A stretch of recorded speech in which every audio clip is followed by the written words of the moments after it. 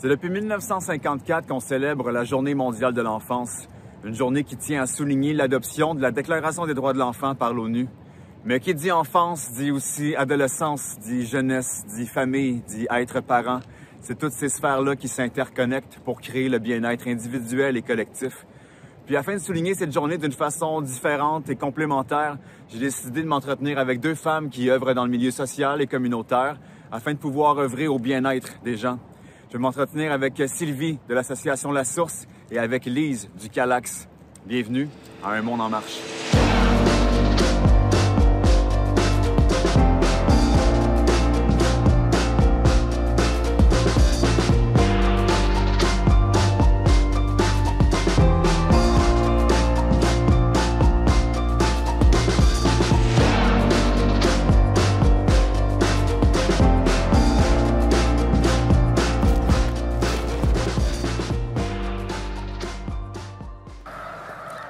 Alors, me voici cet après-midi avec Sylvie Pinet de l'association La Source. Sylvie, tu es une intervenante communautaire à La Source qui aide les familles monoparentales ou recomposées à trouver résolution dans les différents conflits qui peuvent arriver dans ces situations-là. Veux-tu nous expliquer un peu plus la nature de ton travail puis comment tu interviens auprès des gens? Oui, bien en fait, on offre énormément de services, que ce soit la personne qui pense se séparer, qui n'est même pas encore séparée, mais qui n'est pas trop certaine, qui aimerait voir les choses clairement ou se demande si financièrement c'est possible. On aide cette personne-là. Jusqu'à j'ai trouvé un nouveau, une nouvelle conjointe, c'est difficile avec les enfants, l'adaptation est difficile, qu'est-ce qu'on fait? Donc tout ce qui est entre ça, nous, on est là pour aider.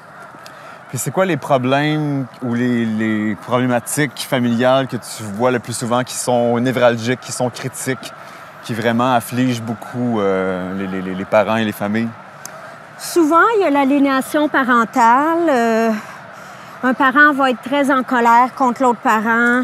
Évidemment, on est dans ses émotions, on réagit pas toujours très bien. Donc, nous, on peut vraiment accueillir la personne dans son deuil, l'aider à passer au travers. Puis, l'aider aussi à travailler en équipe avec son ex-conjoint. Puis, il y a des cas où son ex-conjointe, il y a des cas aussi où des fois, c'est vraiment toxique, la relation entre les parents. Donc, c'est certain que nous, c'est les enfants qui importent. Donc, on est vraiment là pour les outiller, les aider, leur faire comprendre l'impact des conflits face aux enfants, tout ça, là. Puis dans ton expérience personnelle, est-ce que tu as vu, je sais pas ça fait combien d'années que tu travailles dans le domaine de l'intervention sociale, mais est-ce que tu as vu des choses s'améliorer ou se dégrader radicalement? Oui, bien, les deux, en fait. On va y aller avec le positif en premier. J'ai souvent des personnes qui me rappellent 1 an ou 2 ans plus tard, me disent « Écoute, tu m'as vraiment aidé, voilà où j'en suis rendue dans ma vie. Merci, ceci et cela s'est amélioré. » Donc ça, on est toujours très contents dans ce temps-là. Mais il y a d'autres situations où on se rend compte qu'il y a de la violence conjugale post-séparation. Donc la relation était toxique, il y avait du contrôle et ça se continue par la suite. C'est sûr que nous, on n'est pas dans la violence conjugale post-séparation, mais on peut outiller jusqu'à un certain point. Puis ensuite, souvent, ça doit être référé. Donc si vraiment il y a des grosses violences, tout ça, ça peut être une ressource pour violence conjugale, là. Mais c'est difficile pour les hommes, par contre, parce que je veux mentionner qu'on en a des hommes qui vivent aussi la violence conjugale après la séparation. Puis pour eux, il n'y a pas beaucoup de ressources. Oui, je pense souvent qu'il y a les centres, justement, pour femmes victimes de violence conjugale. Quand c'est une situation avec les hommes, c'est délicat de pouvoir aider les hommes. Il y a plus de ressources pour les femmes, en effet. Oui, tout à fait. Puis, qu'est-ce que tu vois dans la société québécoise qui est une lacune à ce niveau-là pour garder les familles unies, au moins que la communication demeure saine? Est-ce que c'est une question d'éducation collective? Ou à quel niveau qu'il y a vraiment quelque chose qui manque? Bien, écoute, c'est certain que chaque personne pourrait te donner une réponse différente. Mais moi, je crois que le changement doit se faire une personne à la fois. Donc oui, il y a l'éducation avec nos enfants, mais je pense aussi que Avec le stress de la vie, les gens ont de plus en plus de la difficulté avec la gestion de leurs émotions. Puis quand tu es dans tes émotions, la peur, la colère, la frustration, le sentiment de trahison, c'est très difficile d'être logique. Donc, c'est certain que, comme intervenante, moi, mon travail, c'est de sortir de l'émotion la personne pour qu'elle puisse clairement prendre les bonnes décisions qui vont faire que sa vie va s'améliorer. Puis en faisant ça, bien, la vie des enfants aussi s'améliore. Mais l'éducation, tout à fait. On doit éduquer nos enfants qui sont les adultes de demain, évidemment. On doit les éduquer sur la gestion des émotions, sur être capable de prendre du recul, d'avoir de l'introspection. Ça laque un peu, quelquefois, j'ai l'impression. Ça laque un peu. Bien, c'est clair, hein? Je pense que de plus en plus dans les écoles, je pense qu'il y a le cours, on en parle, là, la gestion des émotions, ça devient très à la mode, mais en tant qu'adulte, on est parfois mal outillé, je pense. Encore là, on a besoin d'avoir plus de workshops, d'ateliers, de développement, parce que... Tout à fait. Je pense qu'on est quand même des grands enfants avec des blessures de petits-enfants, justement. Oui, oui. Puis c'est ça, il y a eu le stress du travail. Souvent, on a une société très effrénée entre le boulot, les enfants, la garderie, l'école, les lunchs. Puis après ça, c'est le ménage de la maison. Est-ce que tu sens que la société québécoise est de plus en plus stressée, qu'il y a une performance ou un niveau de bien-être qui est de plus en plus difficile à atteindre, qui fait que les gens sont à bout des fois, puis c'est dans les couples que ça se répercute, ce stress-là? Oui, d'une certaine manière, puis surtout, bien que le retour à la normale soit en train de se faire, je dois avouer que la pandémie, là, les gens sont ressortis vraiment blessés, avec moins de tolérance pour la frustration, pour le stress. Et là, on le voit dans la manière dont les personnes réagissent. Donc, les gens qui nous appellent, qui nous demandent pour de l'aide, sont très réactifs, sont très... tu vois qu'ils ont de la difficulté vraiment là, à retourner comme c'était avant la pandémie. C'est dommage, puis en même temps, ça n'a pas été si adressé que ça.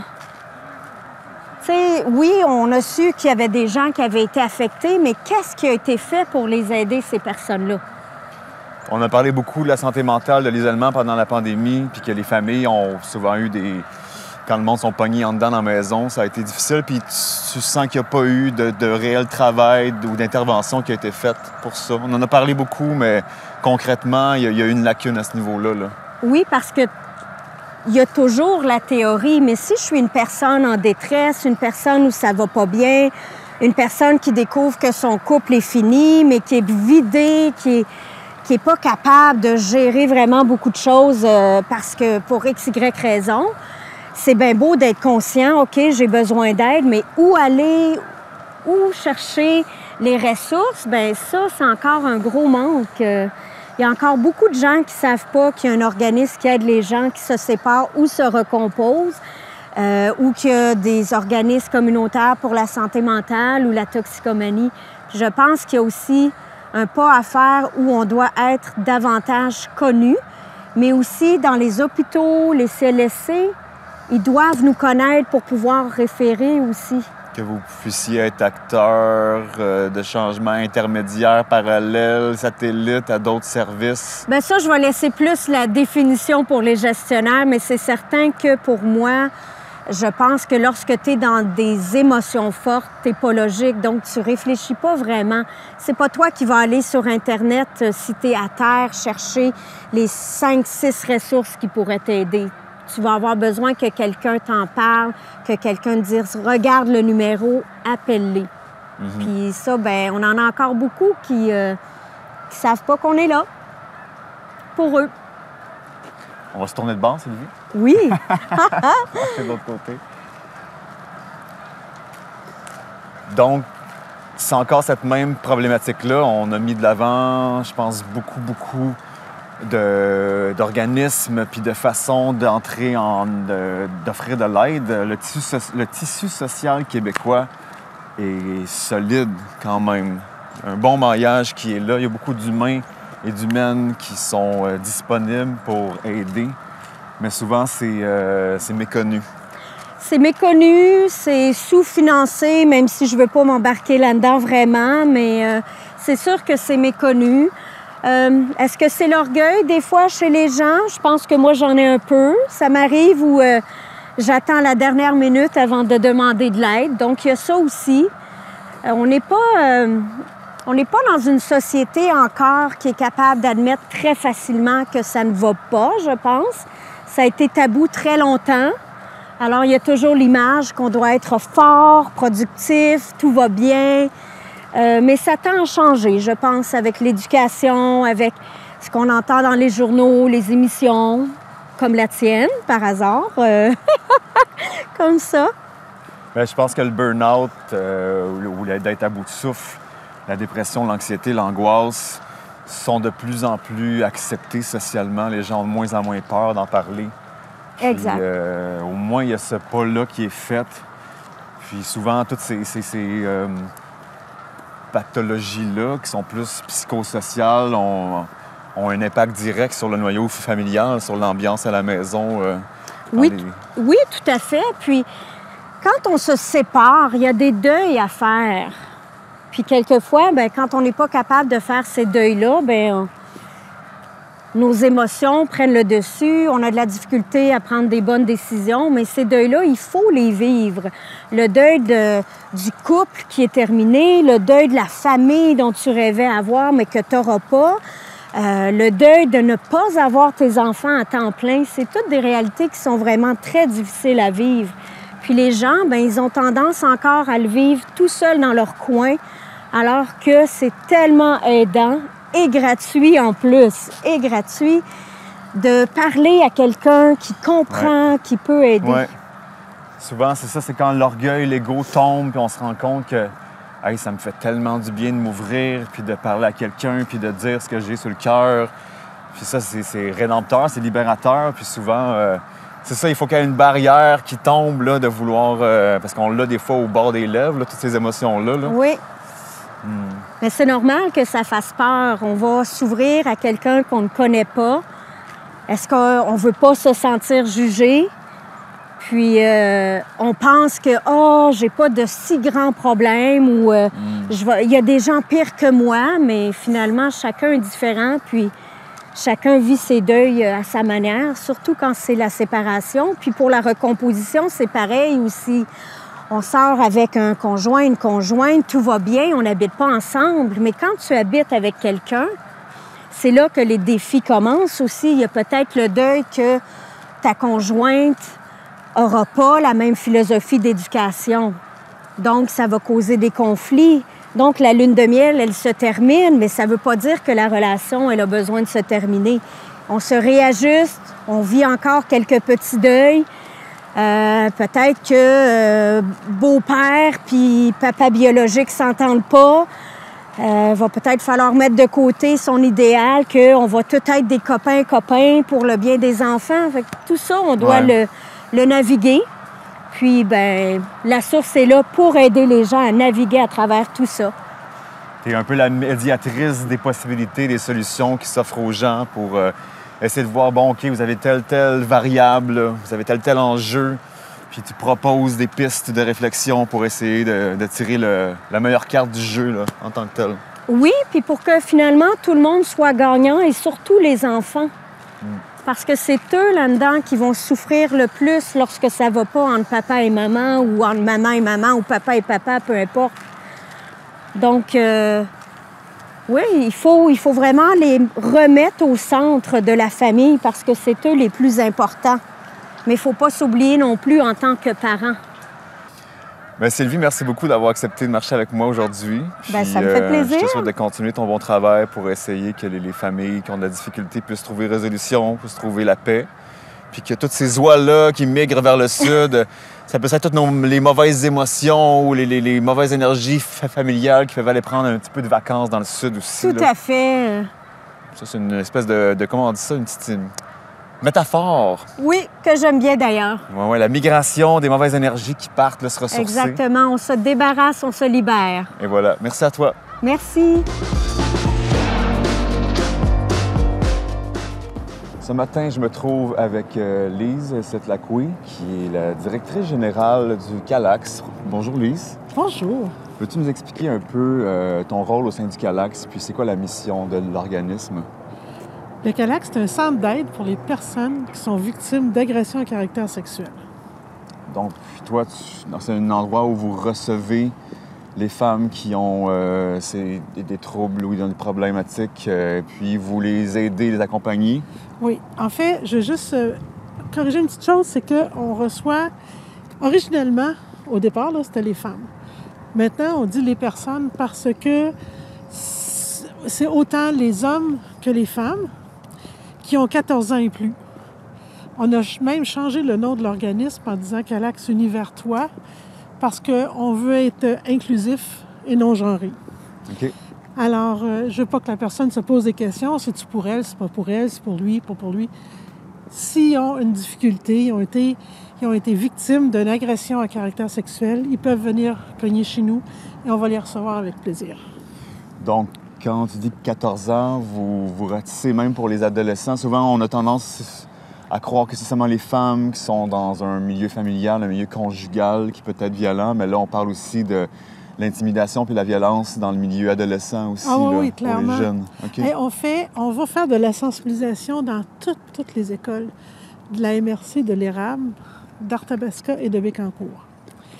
Et ça veut dire que toutes les classes de secondaire 2, 3, 4 et 5. Et c'est incroyable. Je te dirais que dans environ 125 classes qu'on va faire, on va avoir à peu près une centaine de demandes d'aide.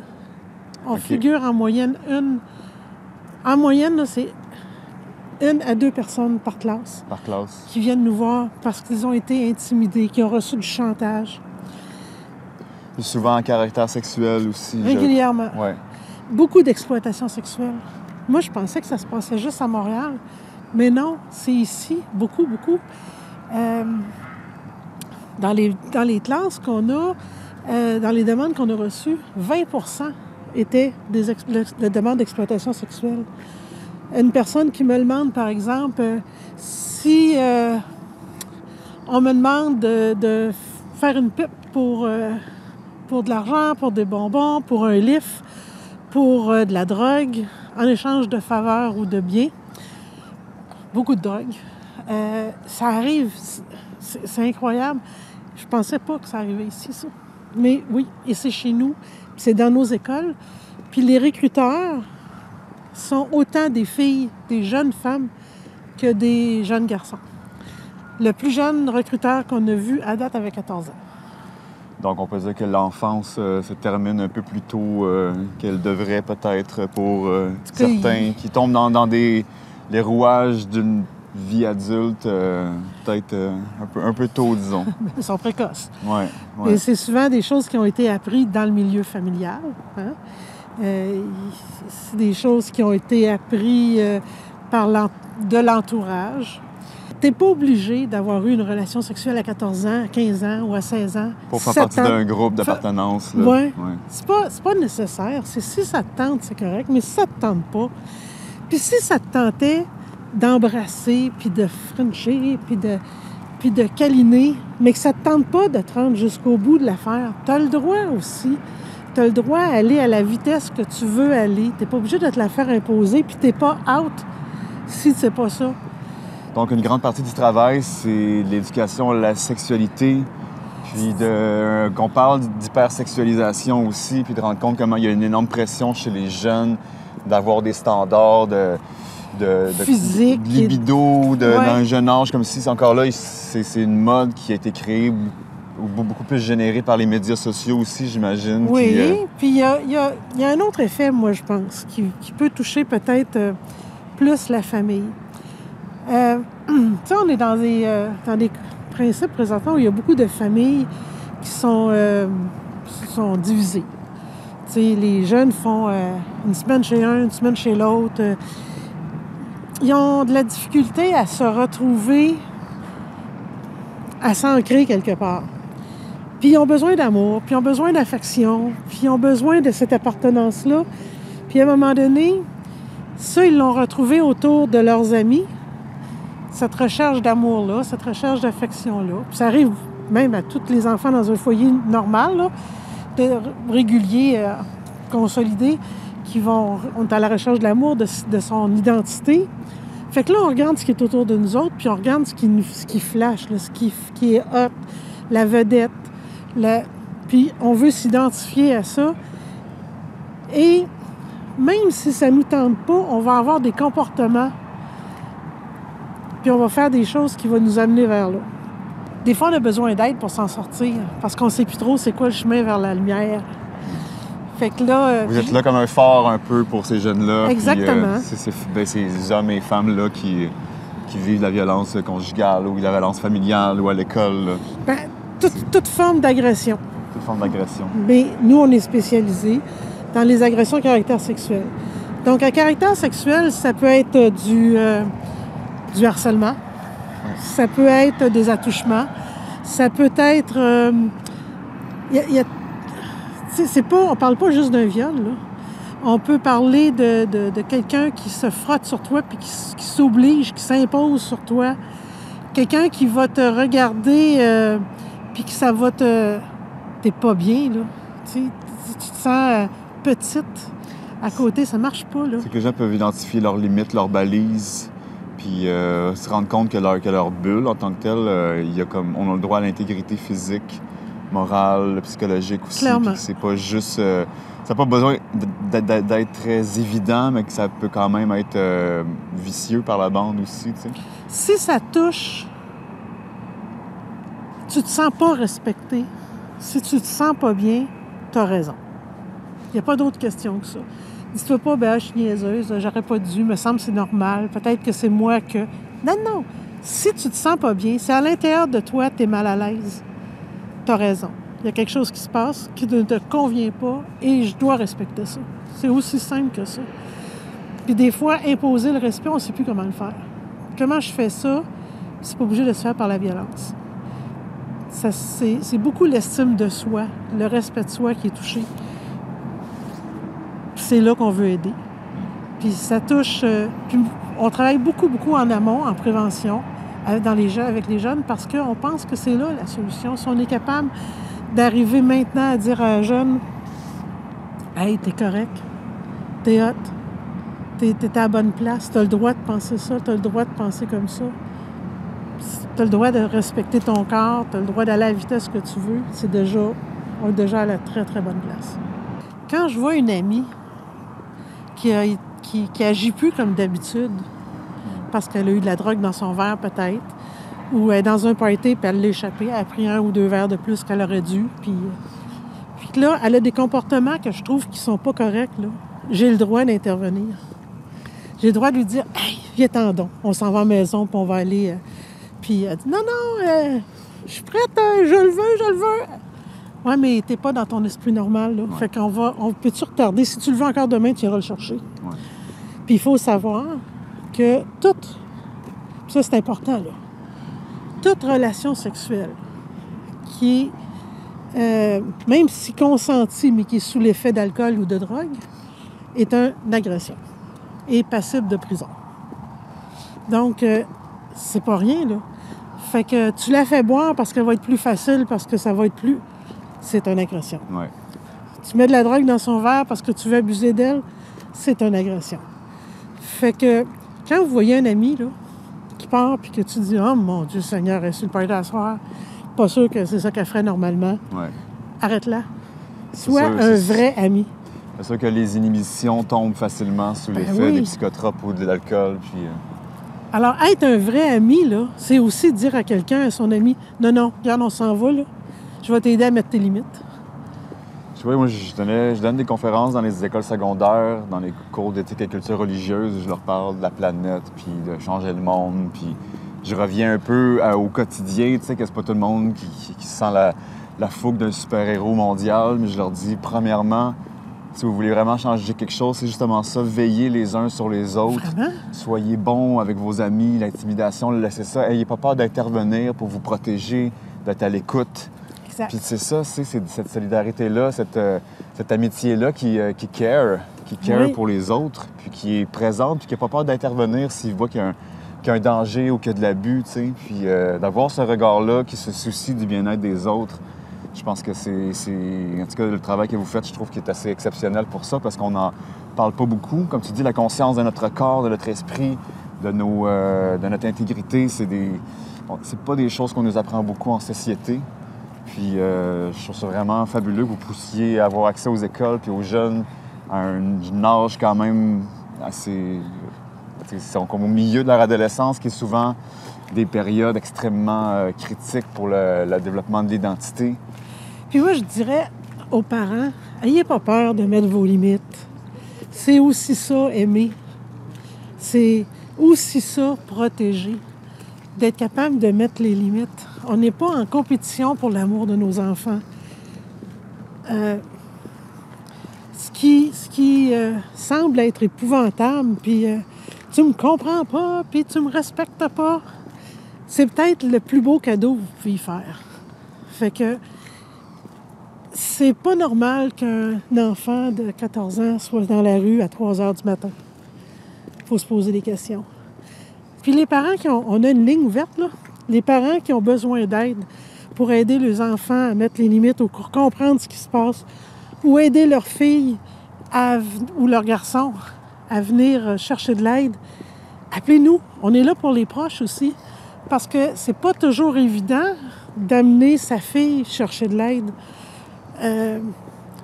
La communication s'est souvent détériorée aussi au fil des années. Elle l'a dit comme secret. Puis je t'avais dit, je te dirai plus rien de bord. Là, tu ne veux pas couper la communication. Fait que tu te retrouves à rien dire, à rien faire, piégé dans ce rôle-là de manque de... Comment je te dirais? Les deux parents ne sont pas nécessairement d'accord. Fait que là, on se retrouve dans une dualité d'un bord puis de l'autre. C'est pas des situations confortables. Mais tombez pas dans le piège, venez chercher de l'aide. C'est important. C'est vraiment le plus beau cadeau que vous allez pouvoir leur faire.